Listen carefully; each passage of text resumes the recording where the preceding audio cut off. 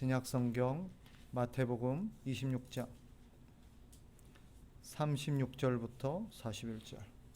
잘 들리죠? 잘 들리시죠?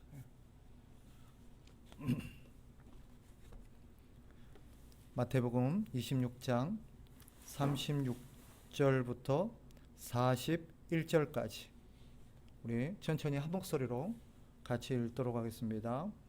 시작.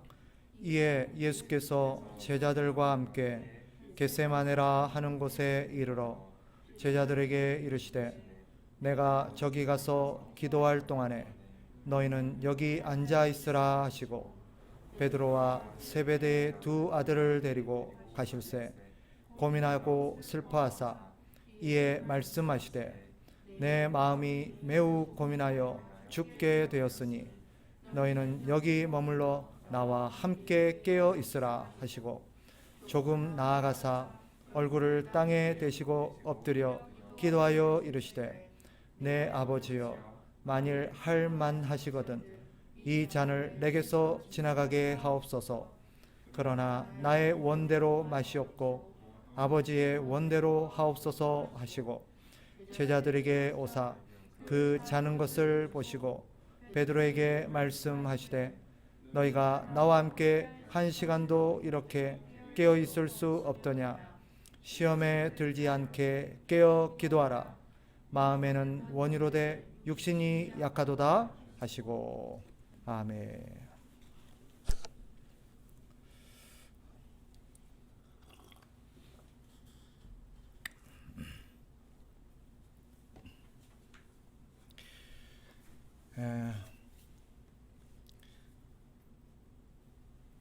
어느 해보다도 참 많은 일이 있었고 우리를 힘들게 했던 한 해가 아닐까 하는 생각을 하게 됩니다.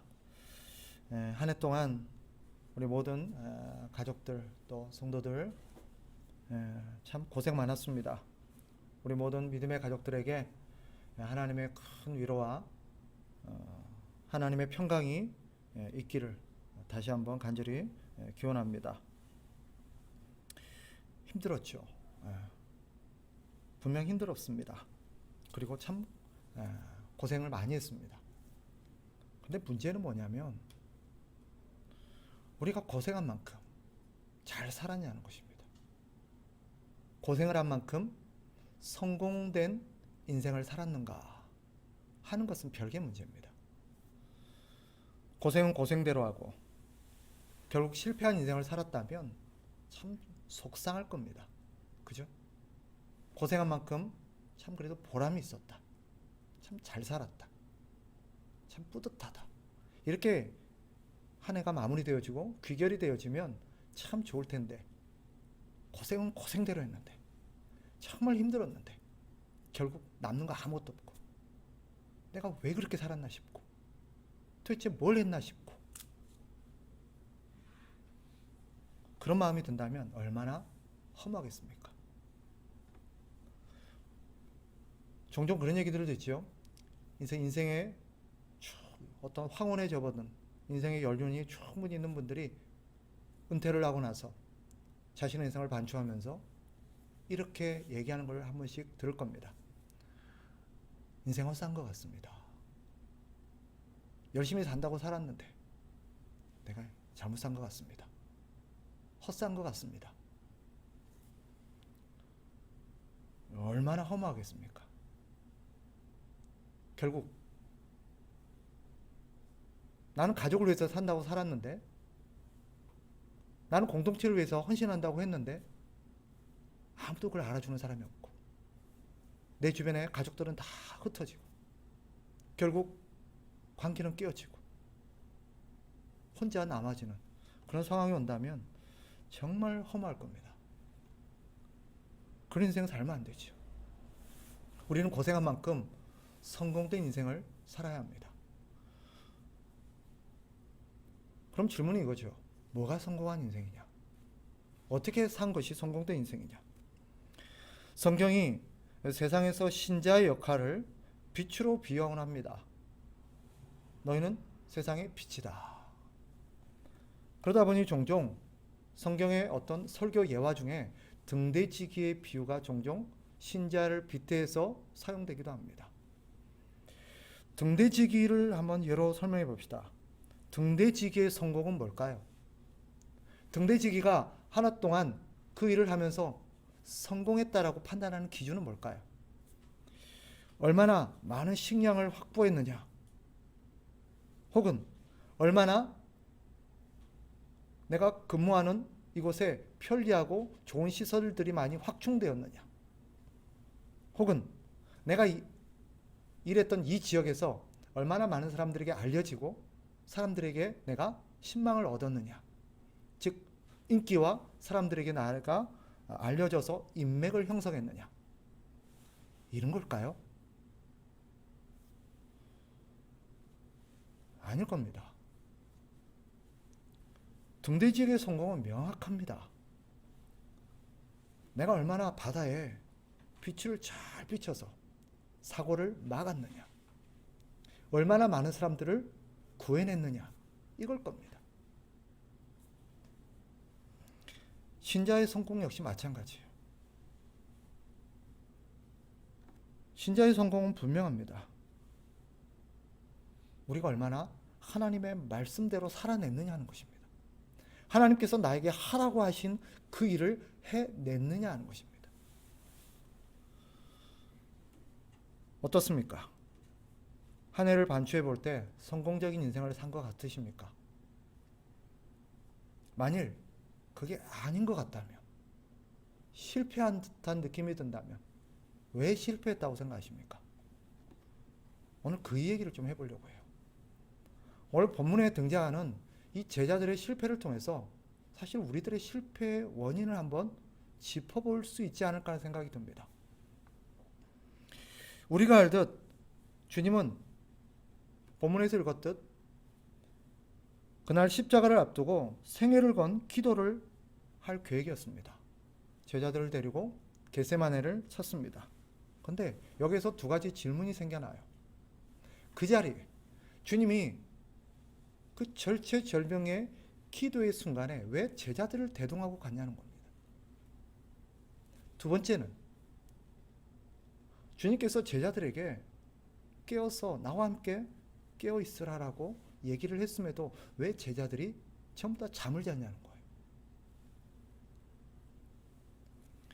오늘 본문이 이렇게 시작되죠. 36절에 보면 이해라고 말합니다. 이해란 말은 우리가 뜻이 명확하지 않죠.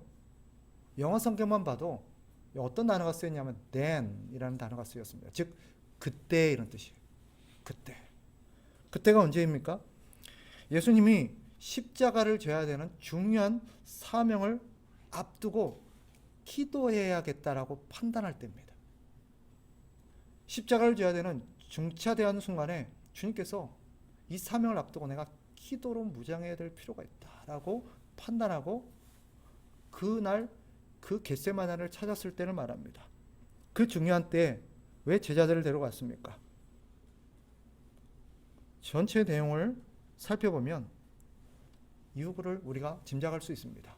주님이 감당하셔야 될 그 길, 주님이 걸어가야 될 그 길을 주님만 걸은 것이 아니라 주님을 따라서 주님을 믿고 주님을 본받아야 될 모든 제자들이 걸어야 될 길이기 때문입니다. 즉, 그 십자가의 길을 제자들이 어떻게 걸어가야 되는지, 주님이 앞서갔던 그 길을 어떻게 주님을 따라서 걸으며 어떻게 그 길을 성공적으로 걸을 수 있는지를 제자들에게 가르쳐주기 위해서입니다. 그때 제자들은 어떠했습니까? 그날 무슨 일이 있었을까요? 주님께서 이런 일들을 제자들에게 고지하고 기도하러 가야겠다고 판단했던 그 앞에 마지막 만찬의 자리를 가졌지요. 그때 주님께서 제자들에게 너희는 실패할 거다. 내가 너에게 일렀지만, 내가 너에게 당부했지만 너희는 실패할 거다 라는 것을 베드로의 사례를 들어서 얘기했습니다. 근데 베드로를 비롯해서 제자들이 뭐라고 말합니까? 우리가 읽지는 않았지만 35절을 보세요. 베드로가 이르되 내가 주와 함께 죽을지언정 주를 부인하지 않겠나이다 하고 모든 제자도 그와 같이 말하니라. 제자들이 그 주님의 어떤 경고 앞에, 주님의 어떤 고지 앞에서 어떤 반응을 보입니까? 그런 일 절대 없을 겁니다. 절대 내가 주님을 배신한다든지 주님을 저버리는 일, 그런 일은 없을 겁니다. 내 목숨 걸고 약속할 수 있습니다.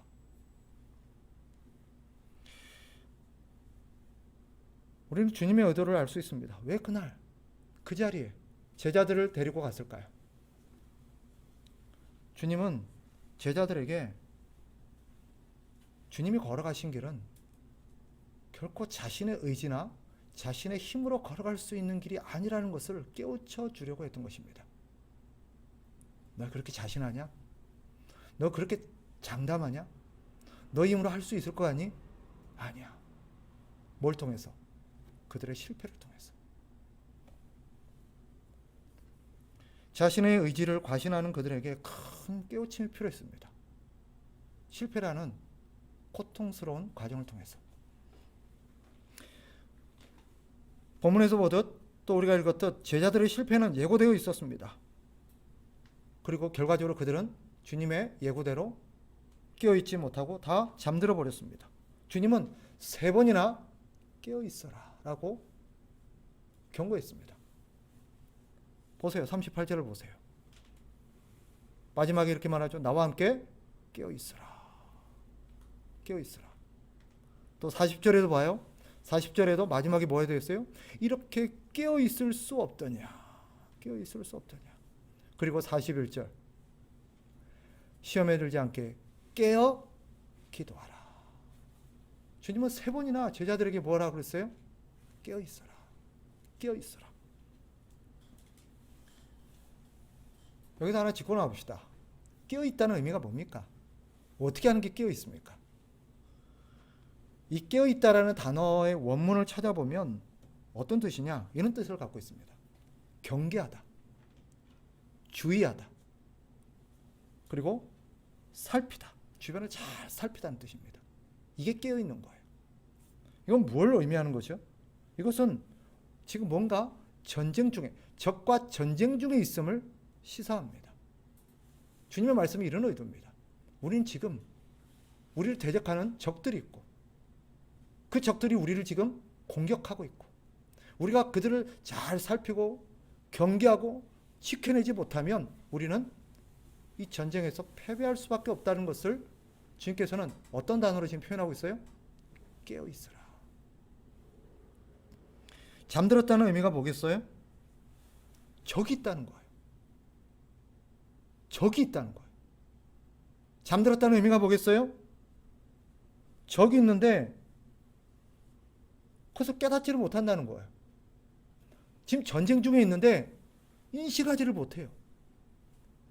지금 심각한 위협과 도전에 직면해 있고 내 앞에 엄청난 지금 위기가 와 있는데 깨닫지를 못해요.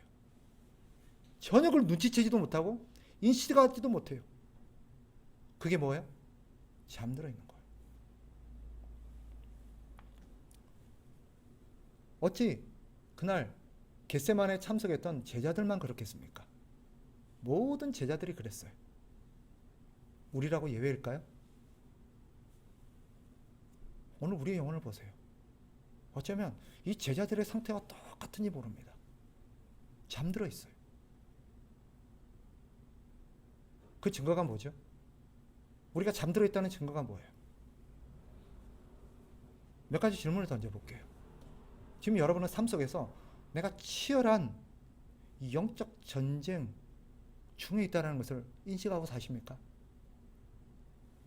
누가 이렇게 말할지 몰라요. 저는요 매일매일이 전쟁이에요. 이 땅의 삶이 전쟁이에요. 생존 전쟁이에요. 이 치열한 이 삶의 한 중심에 내가 있어요. 목사님 그걸 몰라요? 아니요. 제가 말하는 것은 밥그릇을 지켜내고 내 생계를 유지하기 위한 전쟁을 말하는 게 아니에요. 그런 생존 전쟁은 예수 믿지 않는 사람도 얼마든지 치열하게 겪어요. 제가 말하는 전쟁은 그런 게 아닙니다.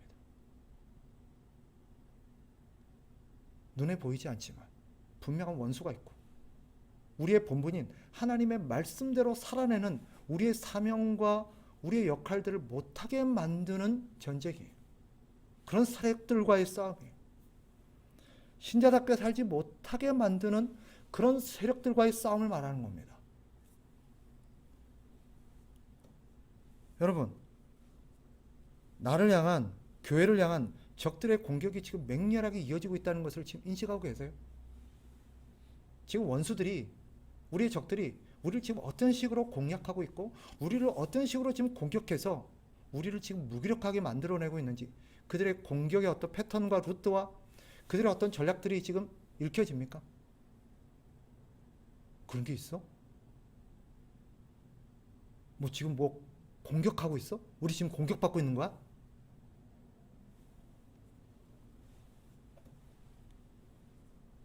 여러분은 지금 자신이 얼마나 많은 위험에 노출되어 있고, 매일매일이 내가 지금 살얼음판을 걷는, 사실은 수많은 유혹과 도전 속에 하루하루가 지나가고 있다는 것을 인식하고 계세요? 마지막 한 가지만 더 여쭤볼게요. 지금 어디에 정신 팔려 있어요? 무엇을 위해서 살아가고 있어요? 만약 그것이 이런 대답이 아니라고 한다면 하나님의 말씀대로 살아내기 위해서 치열하게 싸우고 있는 중입니다. 제 목표는 하나님의 말씀대로 살아내는 것입니다. 이 대답이 아니라고 한다면 우리는 지금 제자들과 똑같이 잠들어 있는지도 몰라요. 주님은 그날 그 중차대한 순간에 제자들을 대동하고 겟세마네를 찾았습니다. 그날 그 자리에서 이 제자들의 뼈아픈 실패를 통해서 제자들이 향후 이 믿음의 싸움을 어떻게 싸워나가야 될지, 이 실패를 어떻게 이겨내야 되고, 어떻게 향후 이 싸움을 승리로 이끌 수 있는지를 가르치고자 했던 거예요. 해답이 뭘까요? 어떻게 지금 제자들이 실패 속에서 이들이 그 실패를 이겨내고 이 싸움의 향방을 다시 뒤집어서 승리하는 삶으로 나아갈 수 있을까요? 주님은 그 대답을 오늘 기도라고 말합니다. 깨어 기도하라. 앞에서는 계속 깨어 있으라, 깨어 있으라고만 얘기했어요. 그런데 마지막에 뭐라 그래요? 깨어 기도해라. 이걸 바꿔 말하면 무슨 뜻인지 아세요? 어떻게 있어야 깨어 있을 수 있나요? 어떻게 해야 깨어 있을 수 있죠? 이게 무슨 말이에요? 기도하는 거라는 거예요. 기도는 연약한 인간이 거룩한 하나님의 뜻을 따르는 유일한 방편입니다. 왜냐? 여러 가지 이유가 있겠으나 세 가지 이유 때문입니다. 잠들어 있는 우리의 영혼의 감각을 예민하게 깨워내는 일은 기도밖에 할 수가 없어요. 또 왜 기도가 해답이냐? 기도는 우리의 대장 되신 예수 그리스도와 면밀하게 소통을 하면서 이 전쟁을 어떻게 이끌어가야 될지를 지도받는 길입니다. 우리 일반적인 전쟁 알잖아요. 전쟁에서도 밑에 군사들이 어떻게 싸워요? 지휘관의 얘기들을 면밀히 들어야 돼요. 지휘관의 작전을 들어야 돼요. 지휘관이, 우리는 이만큼밖에 보지 못하지만 지휘관은 전체를 봅니다. 이 전체 이 싸움의 양상이 지금 어떻게 될지, 우리가 보기에는 이래야 될 것 같은데 전체 향방을 봤을 때 이게 답이 아니기 때문에 우리는 지휘관의 얘기를 들어야 돼요.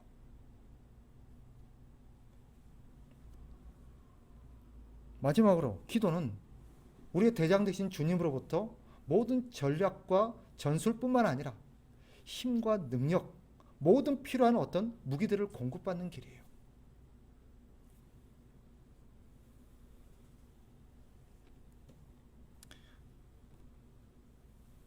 우리는 기도만이 이런 싸움의 양상을 새롭게 하고 그동안 우리의 실패를 뒤집어 엎고 다시금 도약하여서 싸움의 승리로 이끌어낼 수 있는 유일한 길이라는 것을 인식하고 살아야 돼요. 한 번은 제자들이 예수님께 이렇게 물었습니다. 주님, 우리는 어찌하여 능히 그 귀신을 쫓아내지 못하였나이까? 이 사건 기억나세요? 예수님이 셋 제자를 데리고 변화산에 올라가서 기도하고 내려오는 동안에 밑에서는 나머지 9 제자들이 난리가 났어요. 한 귀신 들린 아들을 아버지가 데리고 왔는데 제자들이 그걸 쫓아내지를 못한 거예요. 묻는 제자들에게 주님이 이들의 실패 원인을 이렇게 말씀하십니다. 기도 외에는 다른 것으로는 이런 종류가 나아갈 수 없느니라. 너희들의 실패 원인이 뭔지 아니? 너희가 왜 못했는 줄 알아? 기도하지 않았기 때문이야. 기도 없이는 아무도 주를 따를 수 없습니다. 기도 없이는 더더욱 자기의 십자가를 지고 주님의 뒤를 따르는 것이라는 건 불가능합니다. 핵심은 기도라는 행위 자체가 아니에요. 39절을 보세요. 39절을 다시 한번 주목해 봅시다. 조금 나아가사 얼굴을 땅에 대시고 엎드려 기도하여 이르시되 내 아버지여 만일 할 만하시거든 이 잔을 내게서 지나가게 하옵소서. 그러나 나의 원대로 마시옵고 아버지의 원대로 하옵소서 하시고.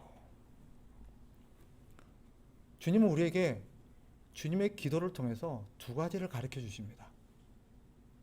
기도라는 행위 자체가 어떤 주술적인 힘이 있어서 자동적으로 어떤 힘을 발휘하는 게 아니에요. 주님은 기도를 통해서 기도가 뭔지, 우리가 왜 기도해야 되고 기도를 어떻게 해야 되는지, 기도의 목적을 어디에 두어야 되는지를 지금 가르치십니다. 주님이 가르치시는 두 가지 원리가 뭐냐? 주님은 기도를 통해서 기도는 내 힘과 내 결심, 내 능력으로 결코 주님의 길을 걸을 수도 주님이 나에게 맡기신 일을 해낼 수도 없다는 것을 인정하는 행위입니다. 그래서 기도는 주님, 도무지 내 힘으로는 할 수가 없어요. 내가 어떻게 해야 되는지는 알겠는데, 내가 무엇을 해야 되는지도 알겠는데, 문제가 뭔지도 파악을 했는데 안 돼요. 내 힘으로는 도저히 불가능해요. 나 좀 도와주세요. 이것을 인정하고 하나님 앞에 도움을 구하는 행위가 기도라는 거예요. 그러니 기도는 뭐예요? 내가 할 수 있는 걸 더 잘하게 만든다는 개념이 아니에요. 내 힘으로도 충분하지만 그냥 형식적으로 하나님의 어떤 결제를 원하는 게 아니에요. 내가 할 수 없고 오직 주님의 일은 주님의 능력으로만 할 수 있다는 것을 인정하는 행위가 기도예요. 그러니 우리가 기도를 통해서 하나님 앞에 제일 먼저 고백되어져야 되고 인정되어야 될 게 뭐예요? 우리의 무능함과 우리의 연약함과 우리의 한계를 인정하는 것입니다. 주님이 아니면 안 됩니다. 또 한 가지, 우리 주님의 기도가 우리에게 가르치는 게 뭐냐? 어디까지나 기도의 목적은 우리의 필요를 채워내는 데 있는 것이 아니라는 것을 가르치십니다. 그럼 기도의 목적이 어디 있을까요?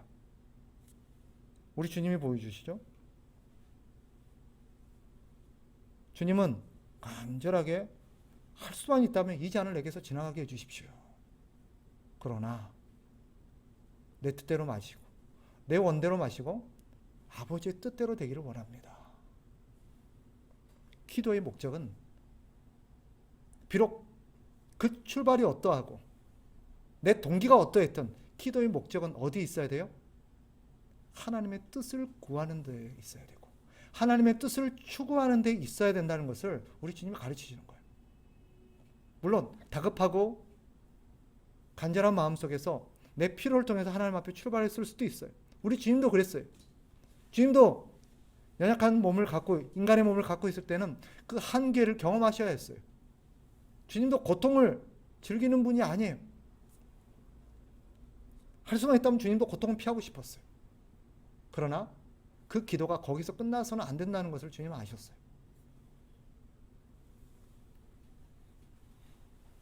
저는 여러분들에게 땅의 것이 필요 없으니 땅의 것을 위해서 기도하지 말아라 그렇게 말하는 게 아니에요. 땅의 필요를 위해서 기도해서 안 된다는 뜻이 아닙니다. 주님도 우리에게 일용할 양식을 구하라고 가르치셨죠. 그러나 그 필요는 어디까지나 주님의 뜻에 순종하기를 위한 방편이어야 합니다. 내가 양식을 구한다 하더라도 그 양식은 주님의 뜻을 구하는 데 필요하기 때문이지 잘 먹고 잘 살기 위해서가 아니에요. 등 따시고 배부르기 위해서가 아니에요. 우리가 하나님 앞에 집을 구하고 자동차를 구하고 여러 가지 돈을 구하고 그 외 여러 가지 세간살이를 구한다 하면 그것은 어디까지나 하나님의 뜻을 행하는 데 필요한 수단이어야지 그 자체가 목적이 되어서는 안 되는 것입니다. 마치 등대지기가 등대 운영을 위해서 기름과 양식을 구할 수 있죠. 그죠? 그러나 그것 자체가 등대지기의 목적이 되어서는 안 돼요. 주님은 41절에서 제자들에게 깨어서 기도해라 라고 요구하십니다. 그런데 제자들은 어떻게 됐어요? 다 잤어요. 핵심은 잤다는 데 있는 게 아닙니다. 핵심은 어디 있을까요? 기도하지 않았다는 데 있어요. 그럼 이런 질문이 들죠? 왜 기도하지 않았을까요? 물론 본문에서 주님도 말씀하셨던 그들의 연약함 때문이기도 합니다. 그들은 연약한 육신을 갖고 있었어요. 그러나 핵심은 무엇입니까? 그들은 주님과 같은 상황에 대한 인식이라든지 절체절명에 대한 위기의식이 없었던 것입니다. 저를 보세요. 위기가 다가오고 있어요. 주님은 가장 큰 위기가 다가오고 있었습니다. 아버지의 뜻을 따라 온 인류의 죄를 감당해야 될 십자가를 져야 했습니다. 그러나 제자들의 눈에는, 제자들이 보기에는 어때요? 아무런 위험이 없었어요. 제자들이 보기에는 어떤 시험도 없었습니다. 또 제자들은 자기들이 직면한 그런 문제들을 자기가 이겨낼 힘이 없다는 것도 깨닫지는 못하고 있어요. 그러니 기도할 필요가 없었던 겁니다. 오늘 제자들의 실패가 우리에게 가르쳐주는 게 뭘까요? 우리 얘기 아닙니까?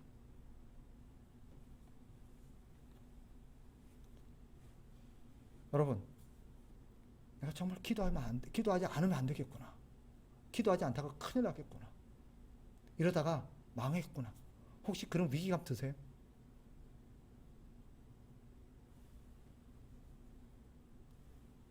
왜 그런 위기감이 안 들까요? 우리에게는 그런 일이 없을까요? 전혀 위기도 없고 위험도 없고 문제거리도 없고 시험도 없고.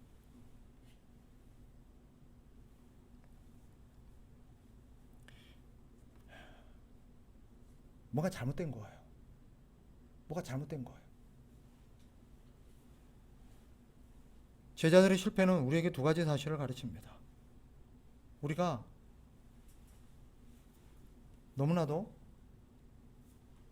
위기에 대한 분별력도 없고 상황에 대한 인식도 없다라는 거예요.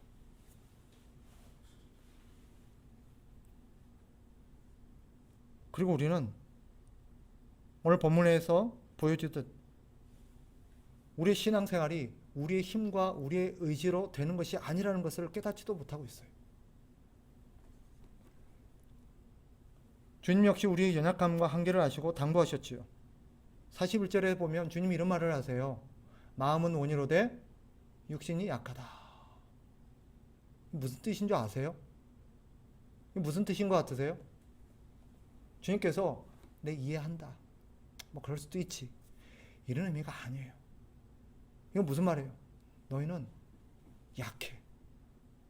너희는 너희가 생각하는 것보다 약해. 너희는 지금 너희들에게 주어지고 너희가 앞으로 걸어가야 될 길을 감당할 수 있는 능력이 없어. 지금 그것을 얘기하는 거예요. 그러니 어떻게 하라는 거예요? 시험에 들지 않게 끼어 있으라는 거예요. 그러니 더더욱 기도하라는 거예요. 오늘날 여러분들이 어떤 시험에 직면해 있는지 아세요? 지금 여러분들이 놓여 있는 시험이 보이세요? 오늘 주님께서는 이 제자들의 모습을 통해서 이들이 지금 어떤 상황에 어떤 시험에 직면해 있는지를 보여주십니다. 자, 이들이 지금 어떤 상황에 있어요? 주님께서 나와 함께 깨어서 기도해라 라고 주님께서 그들을 말씀하신 이후에 그들에게 다가온 위기가 뭐예요? 어려움이. 졸음이 쏟아지는 거예요. 피곤함이 몰려오는 거예요. 그죠? 결국 그들에겐 그 순간에 가장 뭐가 필요하다고 판단해요? 가장 중요한 게 뭐라고 생각해요? 내 피곤한 몸이 쉬는 거예요. 자는 거예요.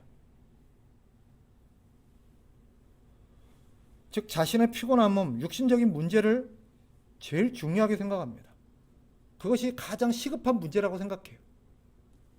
먹고 사는 문제, 육신의 필요를 위해서 열심히 사고 최선을 다하는 것이 필요하다고 말합니다. 여기에 대해서 누가 돌을 던질 수 있겠어요?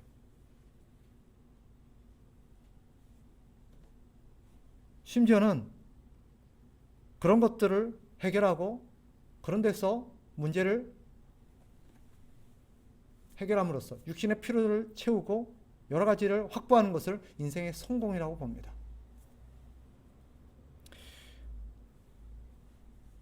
사실 그런 의미에서 본다면 올 한 해는 우리가 실패할 수밖에 없죠.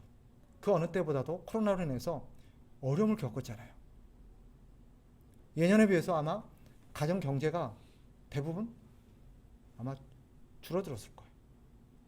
그래서 다들 허리띠를 졸라매야 했을 거예요. 열심히 안 살아서 그랬나요? 이거는 우리 힘과는 상관이 없는 거예요.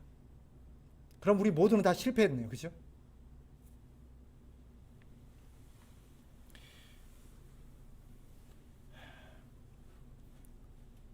사실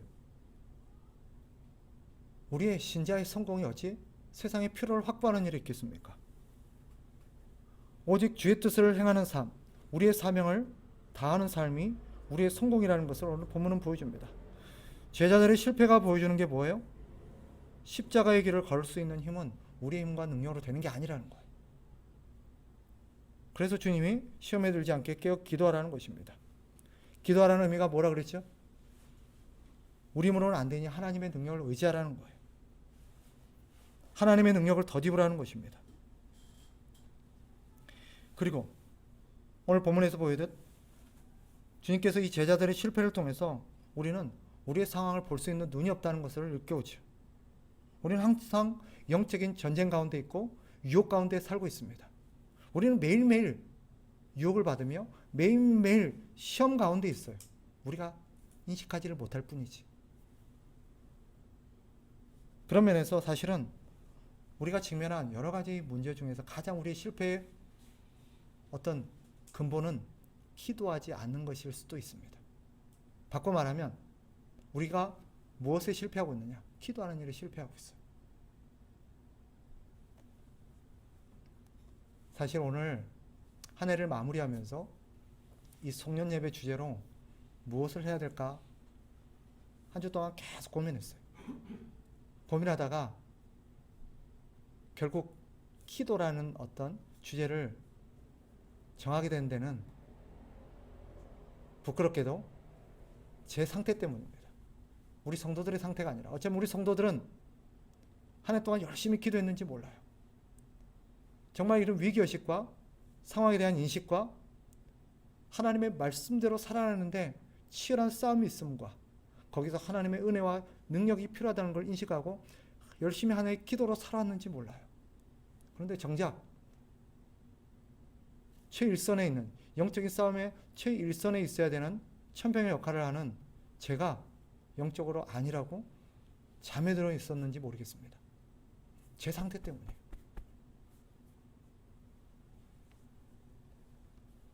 기도하지 않는 것. 왜 기도하지 않을까? 오늘 말씀을 통해서 우리는 기도하지 않는 우리의 모습의 원인을 몇 가지로 찾아볼 수 있어요. 어쩌면 우리는 우리 자신의 능력과 경험을 과신하고 있는지도 모르겠습니다. 얼마든지 위기가 생기면 그동안의 노하우도 있고 그동안의 경험도 있고 내 힘으로 얼마든지 해낼 수 있지 않겠어? 수년 동안 살아왔잖아요. 이제는 경험이 있잖아요. 그러니 당연히 우리는 어떤 위기의식이 없는지도 몰라요. 여러분 삶에 대단한 위기의식을 느끼고 사십니까? 아니면 참 올 한 해 힘들고 어려움이 있었지만 그래도 편안하고 큰 문제 없고 큰 어려움 없이 잘 살아왔다고 판단하십니까? 좀 불편한 얘기가 될 수 있을지 모르지만 우리의 삶에 아무 일도 없었고 큰 어려움이 없었다. 사실 이것이 제일 큰 위험일 수도 있습니다. 그런 면에서 코로나는 사실은 이런 우리 일상을 깨뜨리고 우리에게 새로운 위기의식을 갖게 만드는 하나님의 자명종이 아니었을까 하는 생각을 갖게 합니다. 오늘 말씀을 통해서 주님께서 우리에게 명령하시고 요구하시는 것은 분명합니다. 뭐겠어요? 기도해야 된다는 거예요. 그래서 기도해야 된다는 겁니다. 뭐라고 기도해야 됩니까? 우리는 세 가지를 위해서 기도해야 합니다. 우리의 현실을 깨닫게 해달라고. 지금 우리의 상황이 어떤 상황에 직면해 있고 지금 내 삶을 둘러싼 내 지금 영적인 실상들이 어떠한지를 깨달을 수 있도록 기도해야 돼요. 그리고 이런 잠에서 깨어나서 우리가 주님의 눈으로 세상과 사건들을 볼 수 있는 그런 분별력을 갖게 해달라고 기도해야 됩니다. 그리고 한 가지 더 기도해야 돼요. 하나님, 내가 걸어가야 될 길, 주님께서 나에게 하라고 하신 그 일들을 해낼 수 있는 힘과 능력을 주세요 라고 기도해야 돼요. 마귀는 어떻게 해서든지 우리가 각성하지 못하게 할 겁니다. 어떤 면에서 우리는 그동안 해왔던 관행적이고 습관적인 종교적 열심에 매달리게 할 수 있어요. 그럼으로써 베드로처럼 자신을 과신하게 할 수 있습니다. 지금까지 한 것처럼 그냥 열심히 살아. 그냥 기도, 예배하고 봉사하고 지금까지 계속 해왔던 그대로 하면 돼. 뭐 더 특별한 것을 할 수 있겠어. 아니에요. 우리 주님이 원하는 것은 일 자체가 아니에요. 주님이 원하는 것은 우리가 하나님의 말씀대로 살아내는 것이고 우리에게 맡기신 그 믿음의 선한 싸움을 싸우는 것입니다. 경계할 만한 아무 일도 일어나지 않고 있다는 것은 우리가 긴장해야 될 만한 상황입니다. 왜? 마귀의 게임에 속고 있는지도 몰라요. 말씀을 정리하겠습니다. 우리가 주님과 멀어져 있다는 것 느끼십니까? 여러분 오늘 올 한 해 내가 주님과 좀 멀어진 것 같아. 느끼고 계세요? 내가 주님과 멀어져 있다는 것을 무엇으로 우리가 인식할 수 있을까요? 가장 쉬워요. 누군가 관계가 멀어지고 사이가 멀어지면 제일 먼저 나타나는 현상이 뭔지 알아요? 대화가 뜸해지는 거예요. 만남이 뜸해지는 거예요. 그러면 자연스럽게 정서적인 거리가 생겨나는 거예요. 영적인 문제도 똑같아요. 나와 주님과의 거리는 기도의 거리와 똑같습니다. 내가 주님과 얼마나 가까워 있고 얼마나 주님과 친밀한가, 얼마나 멀어져 있는가 내 기도를 보면 알 수 있어요. 우리는 기도해야 될 만한 상황입니다. 그리고 기도 없이는 결코 하나님의 말씀대로 살아낼 수 없습니다. 다시 한번 올 한 해를 마무리하고 매듭을 지으며 새 한 해를 준비하는 저와 여러분에게 주님께서 기도할 것을 당부하십니다. 어쩌면 올 한 해 우리가 실패했다면 하나님의 말씀대로 살아내지 못했다면 그 원인은 기도에서 찾을 수 있을 것입니다. 이유는 분명해요. 기도하지 않았기 때문에. 상황에 대한 이해가 없었기 때문에. 별 문제가 없다고 살아왔기 때문에. 다시 한번 주님께서는 기도할 만한 상황이라고 말씀하시고 깨어서 기도하라고 말씀하십니다. 우리는 기도해야 합니다. 기도 외에는 이런 상황을 타개하고 하나님의 말씀대로 살아낼 능력이 없다라는 것을 다시금 2021년도 또다시 우리는 실패의 어떤 악순환을 되풀이할 수밖에 없다는 것을 인식하고 하나님 앞에 다시 한번 기도로서 한 해를 깨우고 새롭게 우리의 자세를 가다듬는 그런 한 해가 되었으면 좋겠습니다. 하나님 아버지, 우리의 연약함을 긍휼히 여겨주시옵소서. 불쌍히 여겨주시옵소서. 올 한 해 하나님 앞에 나름대로 열심히 산다고 살아왔으나 우리는 하나님의 뜻을 우선순위에 두고 하나님의 뜻을 추구하는 삶보다는 육신의 필요를 해결하는 일에 급급하다 보니 많은 시간들을 육신의 문제에 할애하고 그것에만 우리가 너무 매달려 살아온 한 해가 아니었나 하는 생각도 듭니다. 내면의 더 중요한 문제보다 표면적인 문제에 너무나도 매달리는 한 해가 아니었나 생각합니다. 하나님 아버지요, 다시 한번 무너진 우리의 삶에 하나님의 말씀을 통하여서 재건하게 하여 주시고 우선순위를 회복하고 가치 기준을 새롭게 세우는 한 해가 될 수 있도록 도와주시고 2021년도에는 하나님의 말씀을 힘입고 승리하는 한 해가 되게 하시되 특별히 우리의 무능함과 연약함을 인식하고 기도로서 새 출발하고 기도로서 주님과 동행하는 한 해가 될 수 있도록 도와주시옵소서. 예수 그리스도 이름으로 기도하옵나이다.